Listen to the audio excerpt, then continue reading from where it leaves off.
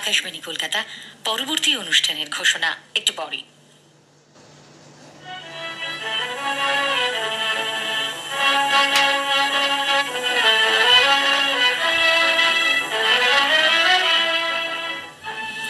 এখন শুনবেন মহিলা মহল।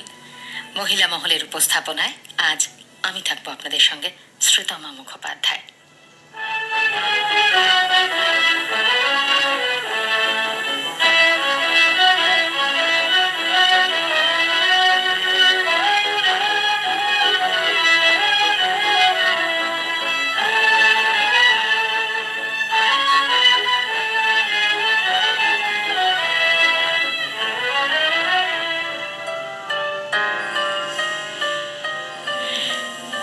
এই যে ঝিমঝিম ঝমঝম বৃষ্টির মরশুম, অর্থাৎ ভরা শ্রাবণ, এই ভরা শ্রাবণের শুভেচ্ছা জানিয়ে শুরু করছি আজকের মহিলা মহল।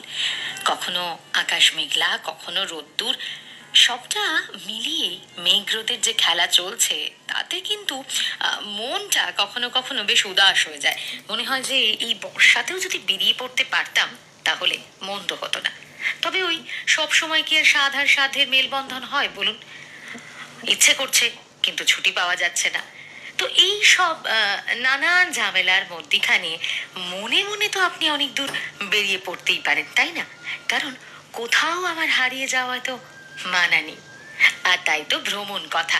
যদি মানুষ ভ্রমণে মনটা খানিকটা তৃপ্তি হয়, যদি তাতে একটু যে মেঘ জমেছে সেই মেঘ যদি বৃষ্টি হয়ে ঝরে পড়ে, তাহলে নিশ্চয়ই মন্দ হয় না বলুন। শহরটাকে পেছনে ফেলে বেশ অনেক দূর চলে গেছিলাম বেড়াতে, আর সেই বেড়াতে যাওয়ার কথাই আপনাদের শোনাবো না, আমি শোনাবো না। আর বেড়াতে যিনি গিয়েছিলেন তিনি হলেন জয়িতা বন্দ্যোপাধ্যায়। আর কোথায় গিয়েছিলেন, যে বেড়ানোর গল্প তিনি বলবেন, তাহলে আসুন শুনে নিই আমরা।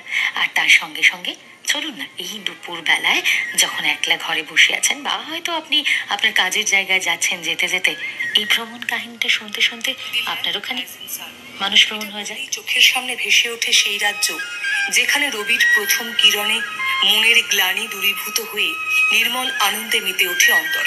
হ্যাঁ, অরুণাচল ভ্রমণ, সাথেই ছিল আসাম। অনেকদিন ধরে কেটে রাখা টিকিটের কথা পাঁচকান করিনি। 21শে অক্টোবর 2018 সাল শুরু হলো আমার অরুণাচল যাত্রা, কুন্তল মন্দির তত্ত্বাবধানে। যাত্রা ভোর 6টায়।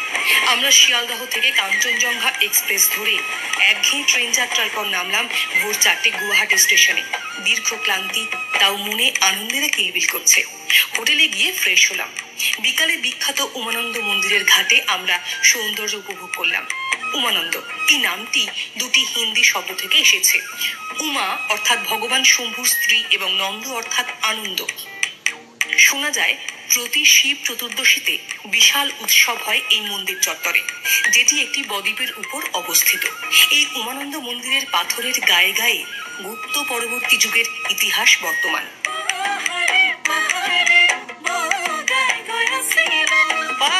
বেশ কিছু সময় পেরিয়ে যাওয়ার পর আমরা গেলাম কামাখ্যা মায়ের দর্শনে, কিন্তু সন্ধ্যাবেলায় মন্দির বন্ধ হয়ে যাওয়ায় আমাদের দর্শনের সুযোগ হলো না। কিন্তু পরদিন আমরা কামাখ্যা মার দর্শন পেলাম বিশাল আনন্দের সঙ্গে।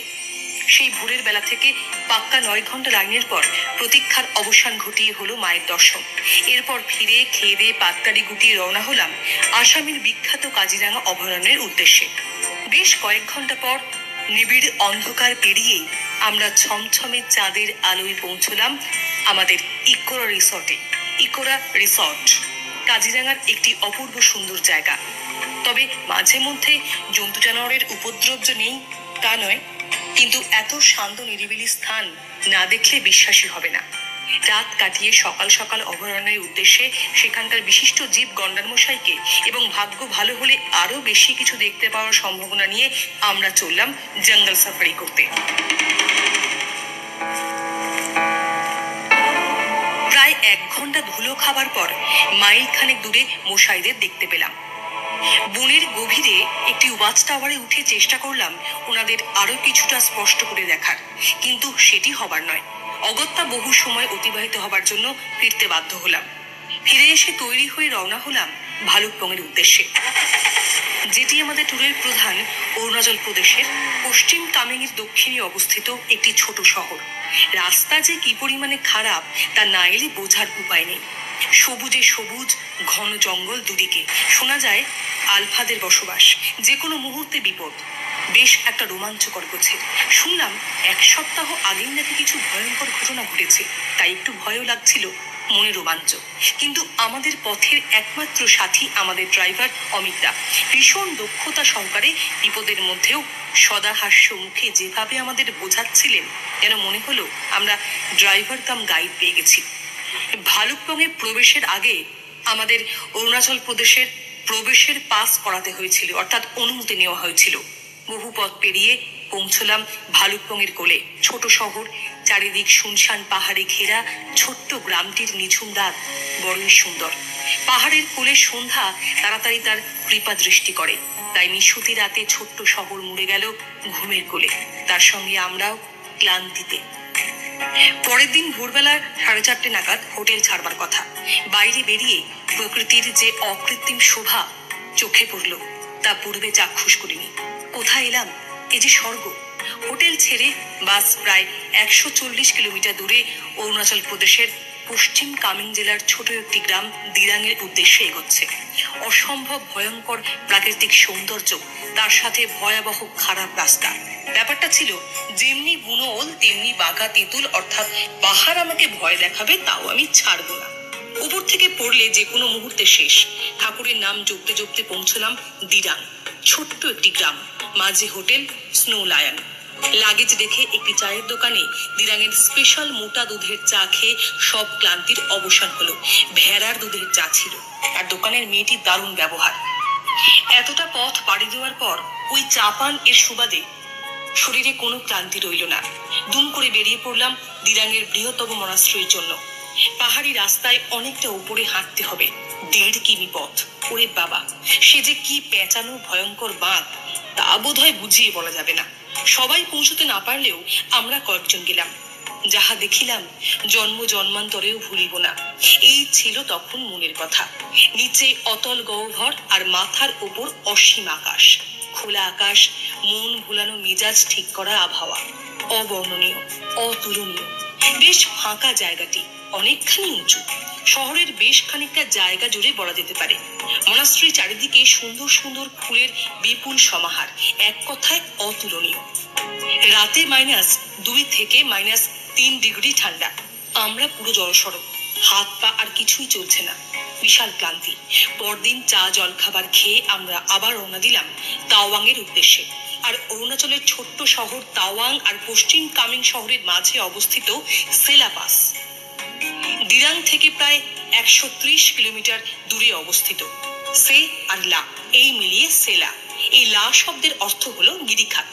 সেলা পাসের একটি কাহিনী আছে, এটি অনুসারে এটির নাম সেলা।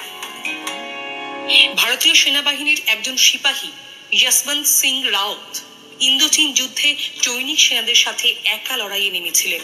সাথে ছিলেন এক আদিবাসী মহিলা, নাম সেলা। একাকী বিপজ্জনক যুদ্ধে ঝাঁপিয়ে পড়েন তারা, আর এরপর আসে অনিবার্য সাফল্য। এখানে আসার পথটি ভীষণ বিপজ্জনক। পথের ধারে ধারে মৃত্যু ওঁত পেতে বসে আছে। গাড়ি যখন এক একটি বাঁকে টার্ন নিচ্ছে, ঠিক তখনই মনে হচ্ছে এবার নির্ঘাত স্বর্গে যাওয়ার, কিন্তু সবটাই যে তাঁর হাতে। কালো রুক্ষ শুষ্ক পাহাড় এর আগে এরকম ভাবে চোখে পড়েনি। গাড়ি থেকে উঁকি মারতে ভয় করলেও যতদূর নিচে অব্দি চোখ যায় সবটাই দেখেছি। শুধু অন্ধকার গহ্বর চোখে পড়ছিল, আর সাথে অজানা আতঙ্ক মনকে গ্রাস করছিল। অসাধারণ রোমাঞ্চকর, সাথে ভয়ঙ্কর তো অবশ্যই। সেলাপাসের লেকটি কুচি কুচি বরফে পূর্ণ, মনে হচ্ছে কে যেন সাজিয়ে রেখেছে।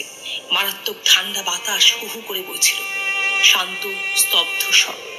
পাহাড়ি এলাকায় অভ্যস্ত একজন আগে থেকেই আমাদের বলে দিয়েছিলেন শ্বাসকষ্টের সমস্যা হতে পারে। আমি ভাবলাম হয়তো হবে না, কিন্তু সব মনের ভুল ধারণা। আমার হলো, এবং বিশাল ভয় আমাকে গ্রাস করল, এবং আমি এই সমস্যার মুখোমুখি হলাম। কিন্তু তারপর বেশ কিছুক্ষণ সময় রেস্ট নেওয়ার পর আমি একটু সহজ হলাম। কিছুক্ষণ পর রওনা দিলাম পথে যশবন্তগড় ওয়ার মেমোরিয়াল। বিখ্যাত এক জওয়ানের বীরত্বের কাহিনী ছড়িয়ে আছে এদিক ওদিক করে। সেখানকার জওয়ানদের দ্বারা সর্বদা থাকে এই ব্যবস্থা, বিনা শুল্কে চা আর বিস্কিট। সে এক মনোরম আয়োজন পথপাশে। আমরা বেশ খানিকক্ষণ ফটোগ্রাফি করে একটু ফ্রেশ হয়ে আবার রওনা দিলাম। ওখানে যে জওয়ানরা আছেন তারা প্রতিটি ক্ষেত্রে আমাদের কিভাবে পাশে থাকেন তা বোধ হয় না দেখলে বোঝাই যায় না। রাস্তায় একটা জায়গায় লাঞ্চ সারতে সারতে দূরের দৃশ্যে চোখ আটকালো। ভগবান সব সৌন্দর্যকেই এখানেই দিয়েছেন। পাহাড়ের গায়ে বরফ থেকে মনে হলো একটা চামচ দিয়ে একটু তুলে নি। আমার মন এটাই বলছিল। দূরে গাড়ি পার্কিং করে অনেকটা পাথুরে পথ হেঁটে কয়েকশো মিটার নিচে পেলাম তাওয়াং ও বোমডিলা শহরের মাঝে অবস্থিত বিখ্যাত নুনানাং জলপ্রপাত, যেখানে বিখ্যাত হিন্দি সিনেমা কোয়েলার শুটিং হয়েছিল। জাং হাইড্রো ইলেকট্রিক পাওয়ার স্টেশনের আওয়াজ যেন জলপ্রপাতের আওয়াজের সাথে রেশারেশি করছে। নুনানাং জলপ্রপাত দ্বারা যে রামধনু রং চারিদিকে ছড়াচ্ছে তার দু একটি ফোঁটা আমাদের গায়ে লাগলো। আমরা দেখলাম চারিদিকে দু একটি দেশলাই খোপের মতো বাড়ি। অদূরে বয়ে চলেছে তাওয়াং চু নদী। 30 কিলোমিটার দূরে তাওয়াং শহর। সমুদ্র পৃষ্ঠ থেকে 10,000 ফুট উপরে অবস্থিত এই শহরটি অরুণাচল প্রদেশের প্রধান প্রশাসনিক দপ্তর হিসাবে পরিচিত। আমরা এখন চলেছি তারই উদ্দেশ্যে। তাওয়াংয়ে প্রবেশ করেই শুনলাম লোকাল ফেস্টিভ্যাল, যা চলছে 26শে অক্টোবর থেকে 29শে অক্টোবর পর্যন্ত। অসম্ভব ক্লান্তি আর রাতে অক্সিজেনের অভাব থাকলেও তার পরদিনের রাজকীয় উৎসবে যোগদান আমাকে চাঙ্গা করে তুলল।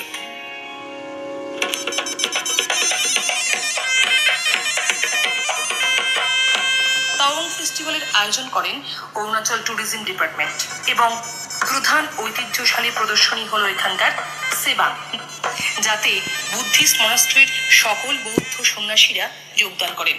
রাজকীয় মুহূর্তের যাপনের সাথে চলে ছোট ছোট ড্রাই ফ্রুটস সমন্বিত কিছু গরম খাবার বিতরণ, অসম্ভব সুন্দর ছোট কাঁচের পাত্রে, যার ভাগিদার হলাম আমিও। এবার গন্তব্য তাওয়াং মনাস্ট্রি। তাওয়াং গার্ডেন ল্যামগিয়াল হ্যাটসে মনাস্ট্রিতে মাননীয়া ইন্দিরা গান্ধীর ছবি থেকে শুরু করে বিশিষ্ট ব্যক্তিদের যাবতীয় পুরনো নিদর্শন সেখানে বিদ্যমান।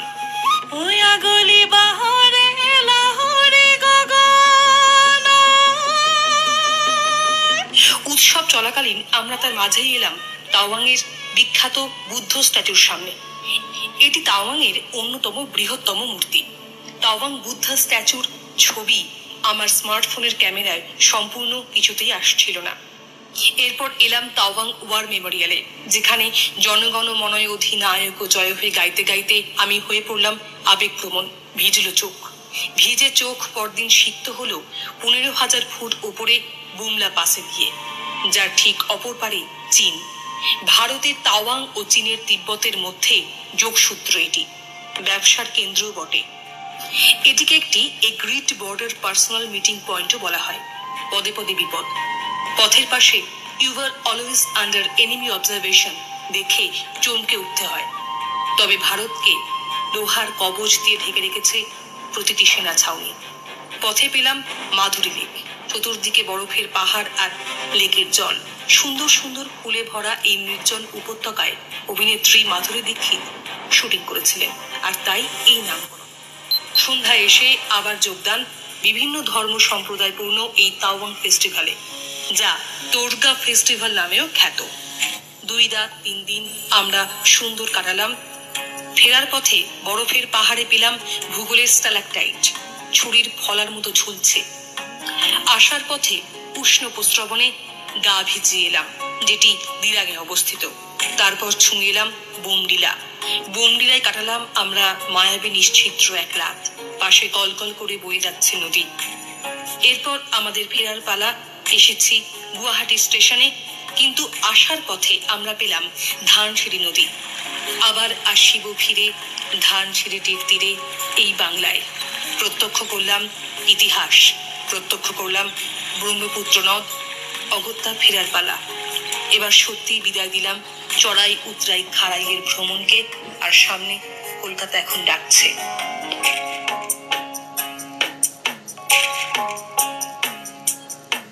আসাম, কাজিরাঙ্গা এবং অরুণাচলের যে ট্যুরটি আমরা করেছিলাম সেটি 21শে অক্টোবর 2018 শুরু করেছিলাম এবং অক্টোবর 2018 আমরা শেষ করেছিলাম।